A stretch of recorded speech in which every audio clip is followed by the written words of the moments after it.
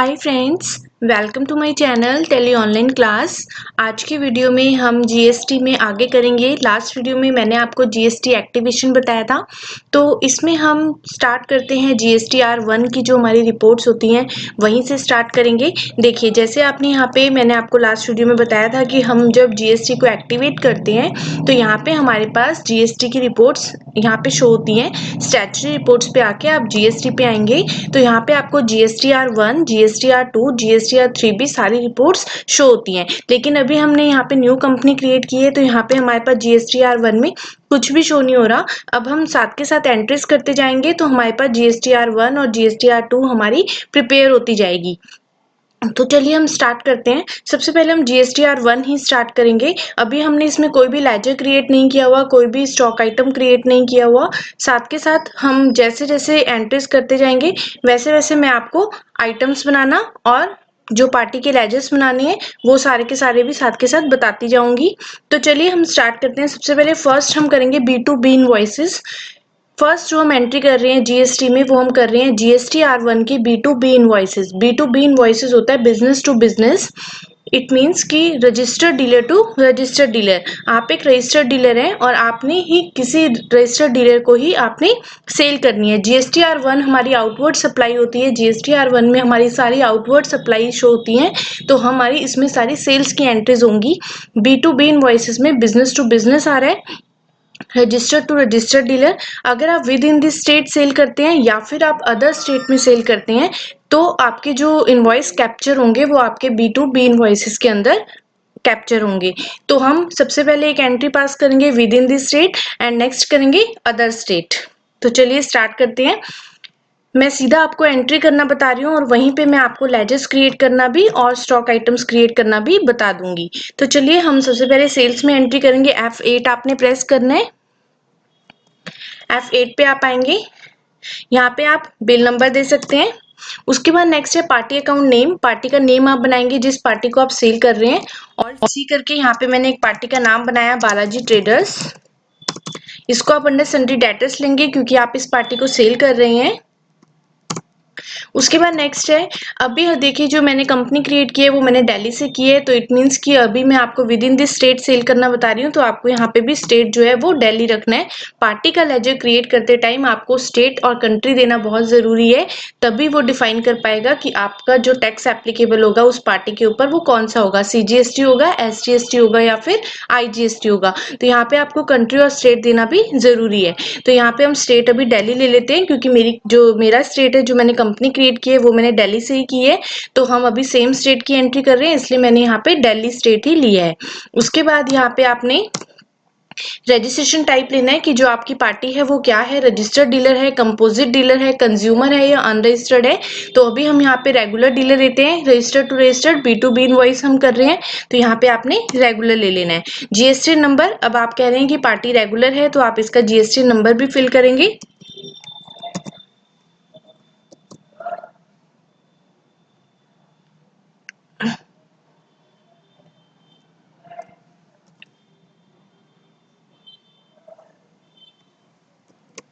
यहाँ पे हमने इसका GST नंबर फिल कर दिया। उसके बाद आपने इसको एक्सेप्ट कर देना है। अब आप देखेंगे यहाँ पे डिस्पैच डिटेल्स आ रही है। ये डिस्पैच डिटेल्स हमारी तब आती हैं जब हमारा यहाँ पे सेल्स वाउचर पे F12 करके आपका ये वाला ऑप्शन जो फर्स्ट ऑप्शन होता है अनेबल सप्लीमेंट्री डिटेल्स, अगर आपका ये ऑप्शन येस रहेगा तभी वो आपसे ये सारी की सारी डिटेल्स पूछेगा। अदरवाइज अगर आप उस ऑप्शन को नो रख देते हैं तो यहाँ पे कोई भी चीज वो आपसे डिस्पैच डिटेल्स नहीं मांगेगा। तो अगर आपने यहाँ पे ये सारी डिटेल्स फिल करनी है, पार्टी का एड्रेस फिल करना है, तो वो आप यहाँ पे फिल कर सकते हैं। और यहाँ पे आपकी कंट्री जो आपने जो पार्टी की कंट्री दे रखी है, स्टेट दे रखी है, प्लेस ऑफ सप्लाई, ये सारा आपको यहाँ पे शो करता है। उसके बाद नेक्स्ट है सेल्स लेजर। यहाँ पे हम पार्टी का एक सेल्स का लेजर बनाएंगे। नॉर्मल जैसे हम सेल्स का लेजर बनाते हैं, पार्टी का हम बना चुके हैं। एक सेल्स का लेजर क्रिएट करेंगे जिसको आप अंडर सेल्स अकाउंट लेंगे और यहाँ पे आपने जीएसटी यूज करना है तो यहाँ पे हम स्टैट्यूटरी इन्फॉर्मेशन में इस जीएसटी एप्लीकेबल, आपने इसको एप्लीकेबल करना है। सेट ऑल्टर जीएसटी डिटेल्स को आप यहाँ पे अभी नो रखेंगे, क्योंकि हम जो टैक्स को फिक्स करेंगे, जो हम टैक्स एप्लीकेबल करवाएंगे वो हम स्टॉक आइटम वाइज करवाएंगे, लेजर वाइज नहीं करवाएंगे। इस वजह से आपने यहाँ पे इसको नो रखना है, जीएसटी को यहाँ पे एक्टिवेट नहीं करना। उसके बाद नेक्स्ट है टाइप ऑफ सप्लाई, कि आप जो सप्लाई कर रहे हैं वो गुड्स की सप्लाई कर रहे हैं या फिर सर्विसेज की सप्लाई कर रहे हैं, तो यहाँ पे आप वो सिलेक्ट कर लेंगे। इसलिए हम यहाँ पे अभी गुड्स लेते हैं, क्योंकि हम गुड्स की सप्लाई कर रहे हैं। यहाँ पे आपने गुड्स लिया, उसके बाद आप इसको एक्सेप्ट कर देंगे। अब यहाँ पे आ रहा है क्लासिफिकेशन नेचर। क्लासिफिकेशन नेचर की अभी हमें जरूरत नहीं है, तो इसलिए हम इसको एंटर प्रेस कर देते हैं। उसके बाद नेक्स्ट है name of item. Name of item, यहाँ पे आप कौन सी आइटम सेल कर रहे हैं बालाजी ट्रेडर्स को, यहाँ पे आप वो आइटम क्रिएट करेंगे। ऑल्ट सी करके हम यहाँ पे आइटम बना लेते हैं। फॉर एग्जांपल मैंने यहाँ पे आइटम कोई इलेक्ट्रॉनिक आइटम मैं ले लेती हूँ, जैसे मैंने मान लीजिए यहाँ पे लैपटॉप ले लिया। लैपटॉप लेके यहाँ पे अंडर, यहाँ पे आपसे ग्रुप पूछ रहे हैं। अगर आपने ग्रुप वाइज लेना है तो आप ग्रुप वाइज भी डिफाइन कर सकते हैं, अदरवाइज आप इसको प्राइमरी रख सकते हैं। उसके बाद नेक्स्ट है यूनिट्स। लैपटॉप को आपको यूनिट्स देनी है। ऑल्ट सी करके आप इसको नंबर्स में काउंट करते हैं, तो हम यहाँ पे सिंबल में नॉर्म्स ले लेते हैं, और फॉर्मल नेम आप नंबर्स लिख सकते हैं या फिर आप इसको ब्लैंक भी छोड़ सकते हैं। उसके बाद नेक्स्ट है यूनिट क्वांटिटी कोड। यूक्यूसी जो कोड होता है वो जीएसटी में आप जब यूनिट्स क्रिएट करते हैं स्टॉक आइटम के लिए, तो वो आपके लिए मैंडेटरी है यूक्यूसी कोड देना। ये यूक्यूसी कोड होता है जो गवर्नमेंट ने लिस्ट दी है यूनिट्स के कोड के लिए, क्योंकि देखिए हर एक, अगर हर पार्टी जो है अगर सेल कर रही है कोई भी आइटम को और वो उसकी यूनिट्स को अलग अलग लेती है, तो वो लास्ट में क्या होता है, मैच नहीं होता। इस वजह से गवर्नमेंट ने अपनी लिस्ट दी है कि आप इस यूनिट के लिए आप यही वाला जो कोड है उसको आपको लेना होगा। तो हमें यहाँ पे यूक्यूसी कोड सेलेक्ट करना जरूरी है। तो यहाँ पे नंबर्स के लिए आप देखेंगे, आप नंबर्स लिखेंगे तो एनओएस नंबर्स यहाँ पे आ रहा है, आपने इसको सेलेक्ट कर लेना है। तो हर एक यूनिट बनाते हुए आपने यूक्यूसी कोड जरूर लेना है। नंबर ऑफ डेसिमल प्लेसेस यहाँ पे हम 0 रखते हैं। उसके बाद आपने इसको एक्सेप्ट कर देना है। अब देखिए यहाँ पे हमने सिंपल यूनिट जो है यहाँ तक बना ली। उसके बाद हमें अब आइटम वाइज टैक्स को फिक्स करना होता है, इसलिए हम यहाँ पे जीएसटी एप्लीकेबल को एप्लीकेबल करेंगे। सेट ऑल्टर जीएसटी डिटेल्स आपने यस करना है। यस करेंगे तो यहाँ पे आपसे मांग रहे हैं डिस्क्रिप्शन, कि ये जो लैपटॉप है उसका आप कुछ भी डिस्क्रिप्शन दे सकते हैं। जैसे मैंने यहाँ पे इलेक्ट्रॉनिक दे दिया, इलेक्ट्रॉनिक आइटम से ये, तो यहाँ पे हम इलेक्ट्रॉनिक दे सकते हैं, अदरवाइज आप इसको ब्लैंक भी छोड़ सकते हैं। उसके बाद नेक्स्ट है एचएसएन कोड, एसएससी कोड। मैंने आपको बताया था कि एचएसएन कोड भी हम यहाँ पे दे सकते हैं, कोई भी आइटम का एचएसएन कोड वाइज आप डिटेल्स रखना चाहते हैं तो यहाँ पे हम एचएसएन कोड दे देते हैं, जैसे मैंने यहाँ पे फिल कर दिया अभी कुछ भी। उसके बाद नेक्स्ट है कैलकुलेशन टाइप, यहाँ पे आप ऑन वैल्यू लेंगे। उसके बाद नेक्स्ट है टैक्सेबिलिटी। टैक्सेबिलिटी में आप एग्जेम्प्ट आइटम है, नील रेटेड आइटम है या टैक्सेबल आइटम है, तो यहाँ पे आप इसको टैक्सेबल ले लेंगे। टैक्सेबल लेने के बाद यहाँ पे आपके पास टैक्स शो हो रहा है कि आपने इस पे कितना टैक्स लगाना है। लैपटॉप पे 18% टैक्स है, तो मैंने यहाँ पे 18% ले लिया। और उसके बाद यहाँ पे सेंट्रल टैक्स अपने आप हाफ हाफ हो गया। मैंने आपको पीपीटी में बताया था कि हाफ हाफ इक्वली डिवाइड होता है सेंट्रल टैक्स और स्टेट टैक्स में। तो यहाँ पे हमारा सेंट्रल टैक्स 9% हो गया और स्टेट टैक्स 9% हो गया। अगर आपका ये करते हुए स्क्रीन में ये पूरी की पूरी चीजें नहीं आती जो मेरे पास शो हो रही हैं, तो आपने इसी स्क्रीन पे रहते हुए F12 प्रेस कर देना है। और यहाँ पे देखिए मेरे पास कॉन्फ़िगरेशन में सारे ऑप्शन यस हो रखे हैं, इस वजह से मेरे पास सारी चीजें शो कर रही हैं। अगर इसमें से आपका कोई भी ऑप्शन नो होगा तो वहां पर आपका वो ऑप्शन शो नहीं होगा।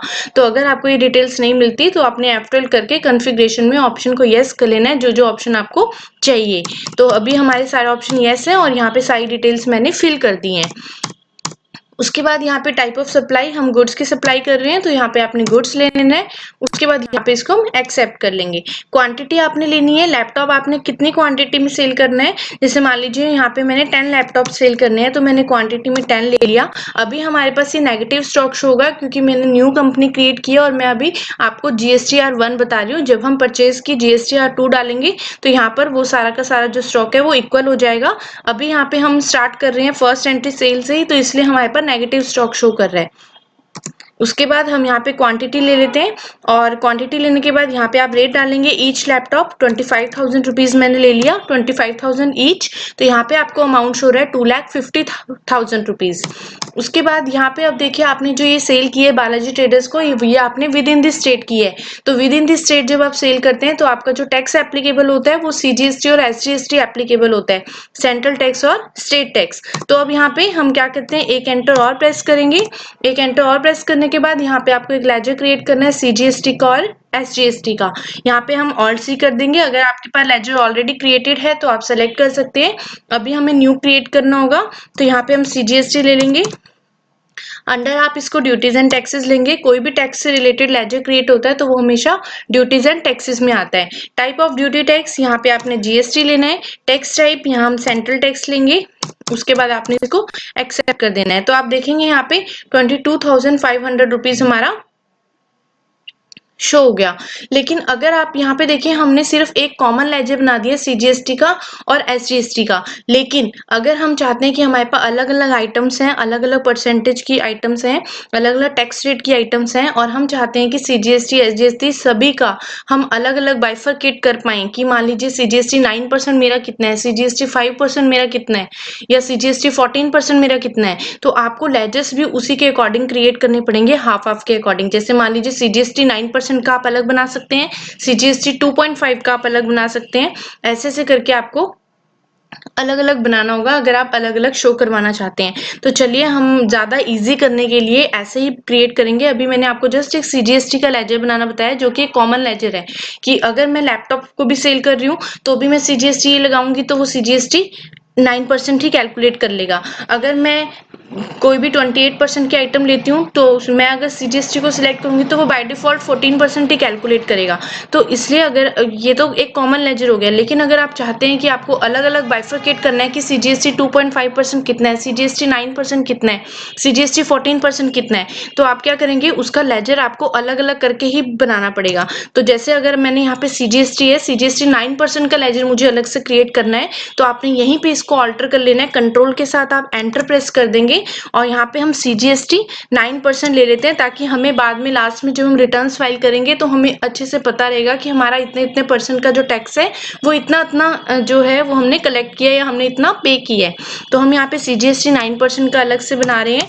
ड्यूटीज एंड टैक्सेस में ले लेंगे GST सेंट्रल टैक्स। यहाँ पे आप फिर परसेंटेज ऑफ कैलकुलेशन में यहाँ पे आप दे सकते हैं कि 9% ही कैलकुलेट करवाना है, क्योंकि ये सिर्फ CGST 9% का जो लेजर बन रहा है वो सिर्फ 9% का कैलकुलेट करवाने के लिए बन रहा है।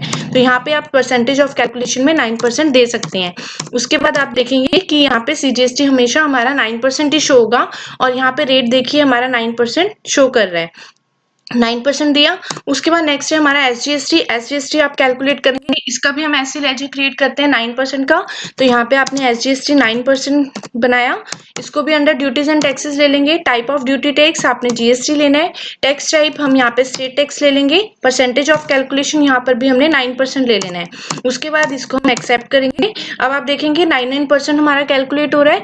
एंट्री करते हुए अगर आप यहाँ पे टैक्स एनालिसिस देखना चाहते हैं तो Alt-A करके हम यहाँ पे देख सकते हैं कि ये जो हमारी कैलकुलेशन है वो कैसे हुई है। इसको अपने डिटेल में देखना है तो Alt-F1 से डिटेल में भी देख सकते हैं। तो देखिए यहाँ पे 22,500 टोटल हमारा 2,50,000 रुपीज पे 45,000 रुपीज टैक्स जो है वो हमने लिया है बालाजी ट्रेडर्स से।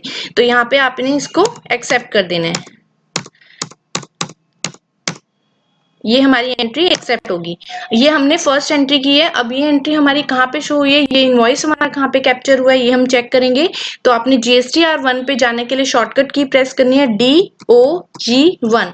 DOG1 आप प्रेस करेंगे तो आप देखेंगे कि B2B इनवॉइसेस के अंदर हमारा business to business invoice capture हो चुका है, जिसमें हमारा फर्स्ट जो पार्टी है बालाजी ट्रेडर्स, उसमें उसका GST नंबर आ रहा है, वाउचर काउंट आ रहा है, टैक्सेबल वैल्यू आ रही है, और अभी हमारा ये विद इन द स्टेट हमारी सेल थी। तो ये हमारा अमाउंट जो शो कर रहा है टैक्स का वो हमारा सेंट्रल टैक्स और स्टेट टैक्स में शो कर रहा है।